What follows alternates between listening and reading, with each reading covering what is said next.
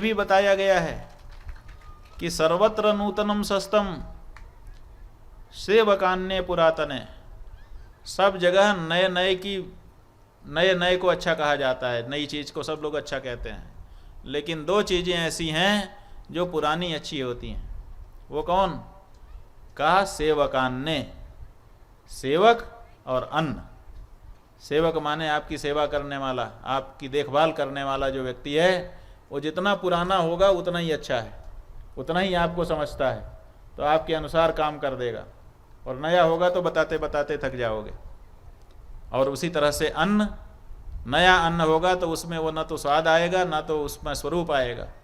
पुराना जो अन्न होगा वो आपके स्वास्थ्य के लिए भी अच्छा होता है।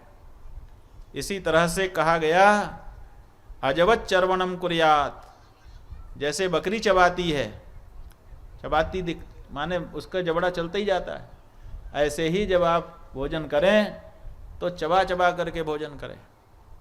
कहीं कहीं तो ये कहा गया है कि भोजन को पीना चाहिए और पानी को खाना चाहिए।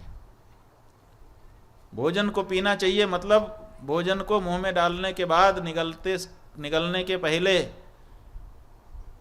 दांत चलाए। तो दांत चलाने से क्या होता है? दो काम होता है। एक तो जो अन्न आपने डाला है वो चूर्ण बन जाता है, चूरा चूरा हो जाता है। आपके जो दांत हैं वो यहाँ जो बगल के दांत हैं वो चूरा करने के लिए, तो एक तो चूर्ण बन जाता है, और दूसरे जब आप मुंह चलाते हैं, जबड़ा चलाते हैं, तो आपके मुंह से लार निकलती है, और वो लार अन्न के अंदर लिपट जाती है, और लार में जितना अन्न लिपटा हुआ होगा उतना ही जल्दी पच जाएगा। जिस अन्न में जितना लार नहीं रहती है, बस मुंह में डाला और गुटक गए, लार आई ही नहीं, तो वो अंदर जा कर के उतना काम नहीं करेगा। तो भगवान ने ऐसी व्यवस्था बनाई है कि जब आप मुंह चलाते हैं तो लार आपके मुंह से निकलने लगती है और वो खाए हुए अन्न में मिल जाती है।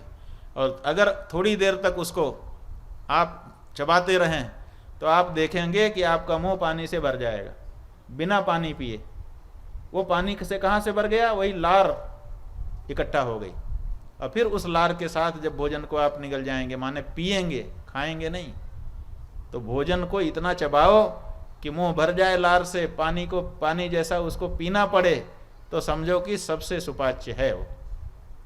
और ये जो लार है ये बड़े फायदे की कही गई है। कहते हैं कि लार तो ऐसे भी पीते रहना चाहिए। खाली समय बैठे हुए मुंह में लार उत्पन्न किया और गुटक गए, तो जो ऐसी आदत बना लेता है उसका पेट सदा सही रहता है। ये लार बहुत फायदे की होती है, और इसीलिए तांबूल भक्षण, पान चबाने का जो नियम बनाया, बनारस में पान लोग खाते हैं तो वो मुंह में रखे रहते हैं, और देखते देखते उनका मुंह पूरा लार से भर जाता है, और ऐसे करके बात करते हैं। तो वो क्यों?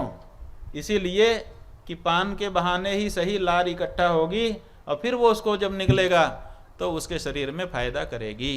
किसी तरह से तो लार पेट में जाए, लेकिन हम लार का उपयोग ही नहीं कर रहे हैं, जबकि वही अमृत है। अमृत से कम उसको नहीं माना गया है। तो ये ऐसी छोटी छोटी चीजें हैं। नहा करके तुरंत